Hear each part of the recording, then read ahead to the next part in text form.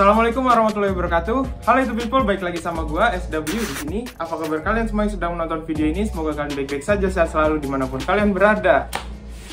Oke, jadi sekarang itu hari Minggu dan sebenarnya tadi tuh ada beberapa yang ngajakin gua San Mori. Cuman gua nggak bisa ikut karena ini nih, gua lagi bongkar si Fulan. Jadi udah berapa bulan ya? 3-4 bulan kayaknya ya. Banyak banget yang nanyain. Setiap gue bikin video, setiap gue bikin post di IG, pada nanyain, bang R15 nya kemana, si Fulan kemana, ya kan?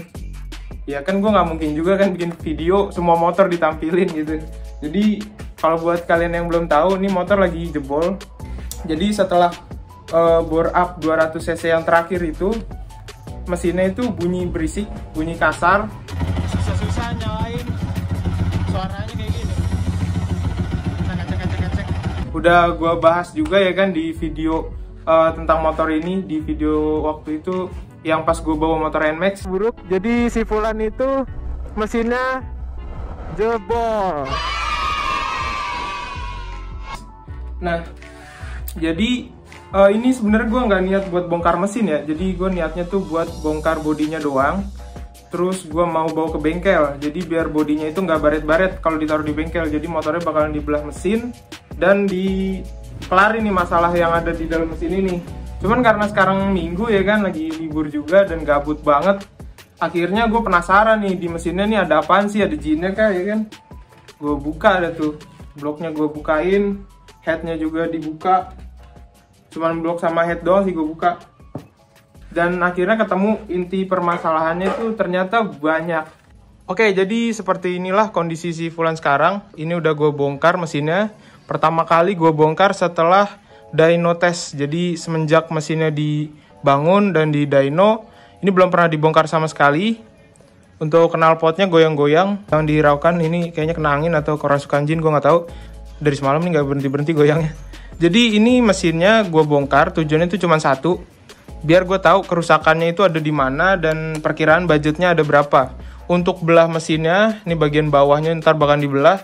Itu bukan gue yang ngerjainnya di bengkel karena gue nggak bakalan sanggup waktunya untuk ngebelah ini karena lama banget. Jadi gue serahin aja ke bengkel teman gue mungkin. Nah, ini juga nanti gue bakalan kasih tahu part-part apa aja yang bakalan gue pasang. Ada yang udah gue beli, ada yang belum gue beli. Biar kalian tuh tahu nanti project R15 Fitri ini kedepannya tuh kayak gimana. Nah, untuk sekarang gue kasih tahu dulu kerusakan di mesinnya ini apa aja. Mungkin yang pertama itu dari bloknya dulu, karena ini dari kemarin itu udah gue bilang ini suspeknya nih. Jadi bloknya itu oblak, karena emang dari suaranya tuh gue udah hafal banget kalau blok oblak suaranya ketek-ketek ker gitu kan.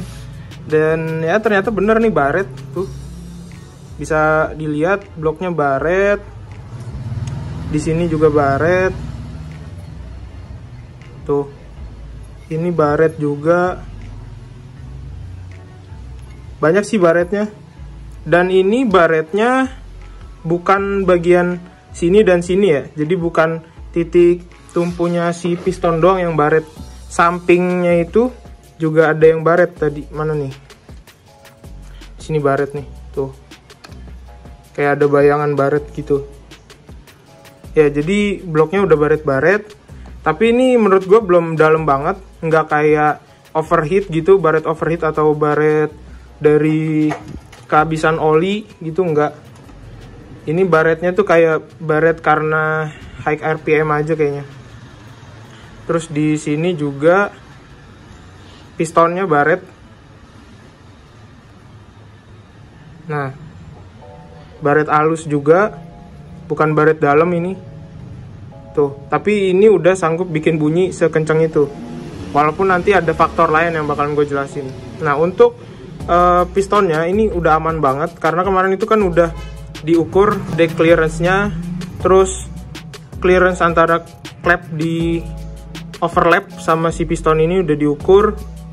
Jadi ini nggak ada tabrakan klep ya, jadi suaranya itu bukan dari tabrakan piston dengan klep. Jadi pistonnya ini aman, cuman baret-baret aja.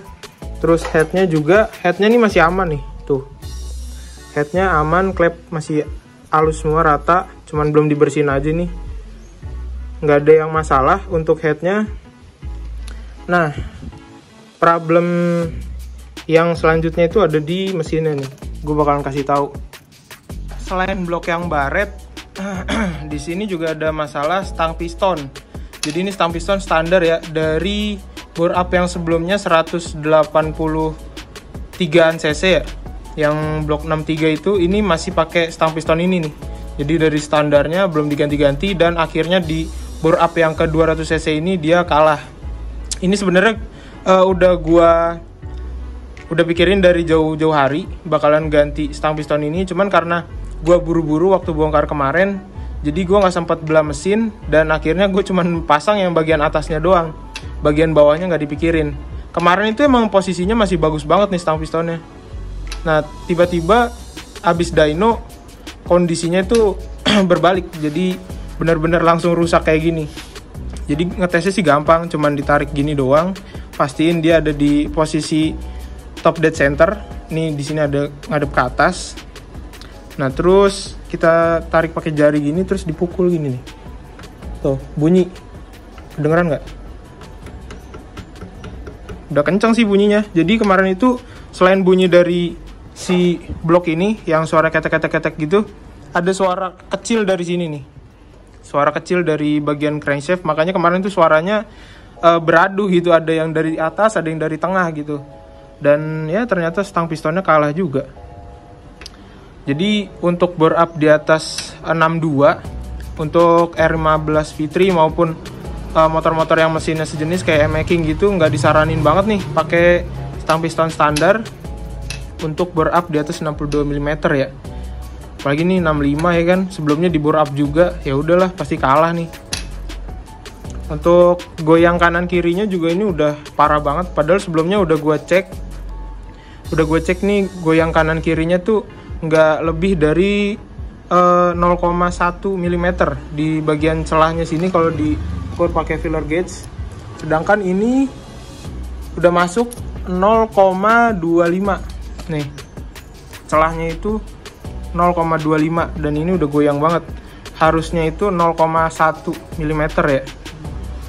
Untuk pen pistonnya ini udah goyang juga ya, kelihatan gak sih?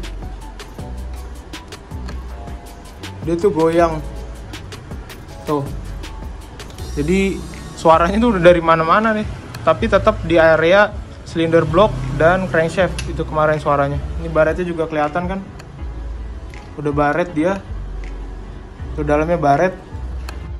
So dari failure analisisnya di sini bisa gue simpulkan ya, ini gara-gara stang pistonnya dulu nih. Jadi stang piston ini nggak kuat, digeber di high RPM untuk tenaga yang segitu gede, dan akhirnya dia kalah.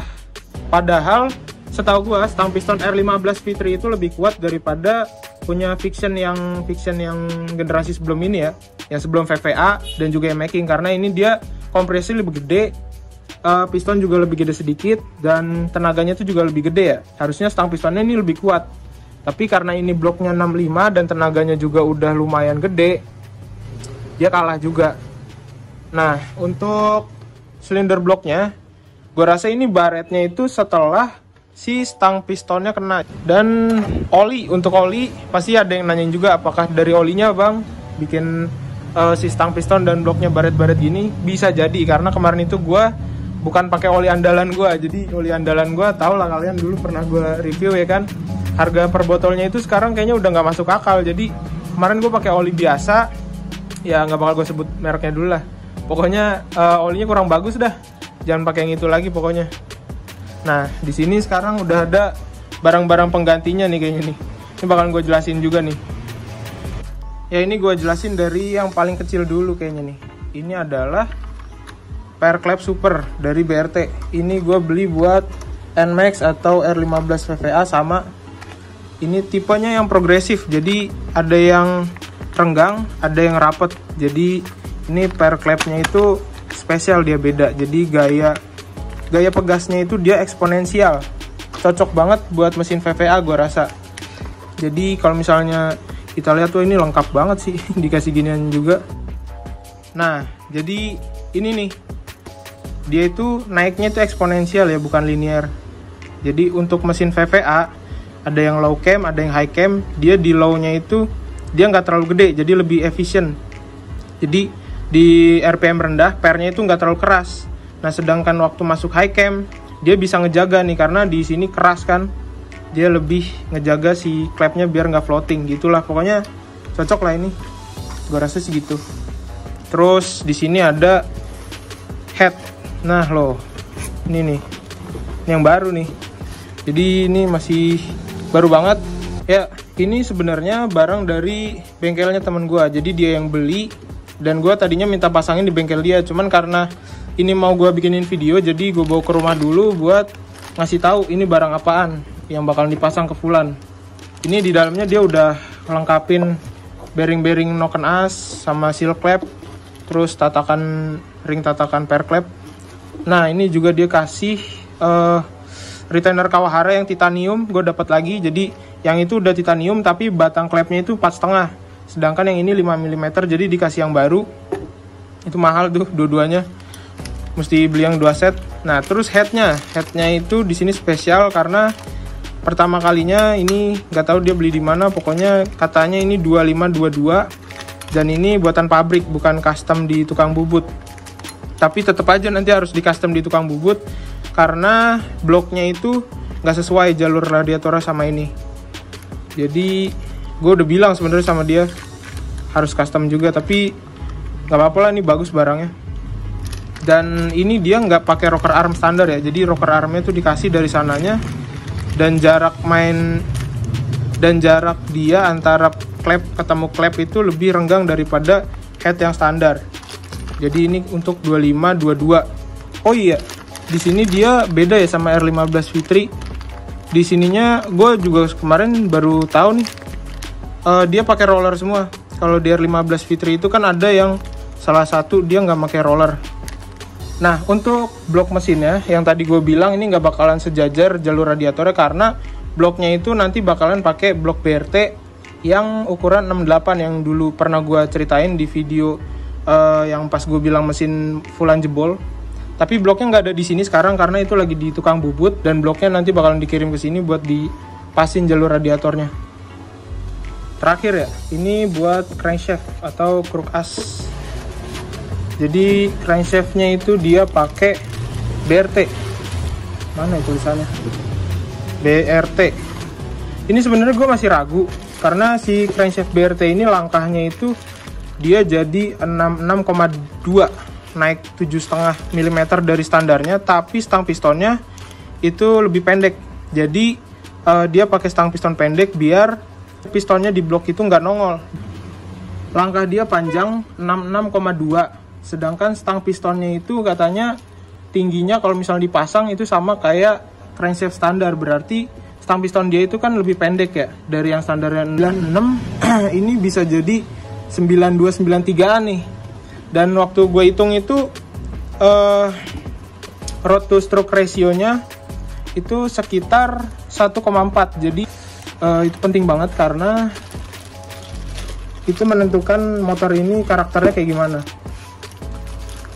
Jadi cara ngitungnya tuh gampang banget. Panjang si stang piston ini ya, panjangnya dibagi stroke-nya. Jadi ini misalnya panjangnya 93 atau 92,25 dibagi dengan 66,2, dan itu ketemunya di sekitar 1,4an. Kalau yang standarnya stang pistonnya kan panjangnya 96 ya. 96 dibagi langkah standarnya 58,7 ketemunya di 1,6an. Amannya itu sebenarnya ada di 1,5 paling kecil, menurut gue sih segitu. Karena semakin pendek si stang piston ini, semakin pendek dia ya, semakin pendek gini usaha dia itu waktu naik ke atas, misalnya waktu kompresi gitu ya, dia itu semakin bikin sudut yang tajam ke silinder blok. Akhirnya di RPM tinggi itu gaya geseknya itu semakin gede. Jadi gaya gesek dan stres di piston sama stang pistonnya itu, apalagi di silinder blok ya, itu makin gede, dan di RPM tinggi itu rawan blok pecah, baret, ataupun pistonnya yang pecah gitu. Nah, jadi amannya gimana? Gue tetap kayaknya bakalan pakai ini aja karena gue nggak mau mubazir. Ini udah dibeli terus nggak dipakai, jadi ya karena ini stroke-nya panjang, nanti gue bakalan main di gear ratio, jadi main di RPM rendah aja. Karena ini kan setelah ini kayaknya gue nggak project nyari tenaga lagi, karena tenaganya tuh kemarin kayaknya udah cukup. Tenaganya turun pun setelah ini nggak apa-apa karena ya projectnya kayaknya pindah ke motor sebelah nih, Vario. Jadi yang ini tuh buat awet-awetan aja lah, mainnya di RPM 9.000-an maksimal kayaknya. Karena gue biasanya tuh suka kebablasan kalau bawa motor. Cuman ya gitu, kalau misalnya kalian mau yang lebih awet di RPM tinggi, stang pistonnya harus panjang. Biasanya gue nyari yang crankshaft dari Malaysia tuh, banyak yang rodnya bisa sampai panjang 102 sampai 107 mm malah ada, lebih panjang dari standarnya. Cuman ya gitu, kalau misalnya kalian panjangin si stang pistonnya, maka bloknya juga harus ditaruhin spacer atau pakai blok yang panjang. Kemudian si baut studnya ini, baut si silinder bloknya harus dipanjangin, rantai keteng pun harus kena panjangin juga. Banyak lah yang harus dirubah, jadinya ribet. Ya gue akhirnya milih ini aja lah, biar nggak ribet-ribet, tapi dengan konsekuensi RPM-nya main low RPM gitu. Oke, jadi kayaknya sampai sini aja dulu ya untuk mengulas kerusakan si Fulan ini. Untuk part-partnya juga segini dulu aja. Nanti kalau udah ada update-nya gue bikinin video lagi, kayaknya langsung pas nyalanya deh. Ya semoga ini bisa membayar rasa penasaran kalian yang selama ini nanyain Fulan itu kemana. Jadi gue bakalan tutup aja videonya sampai sini. Maaf kalau misalnya gue ada salah-salah kata. Gue SW izin pamit. Wassalamualaikum warahmatullahi wabarakatuh.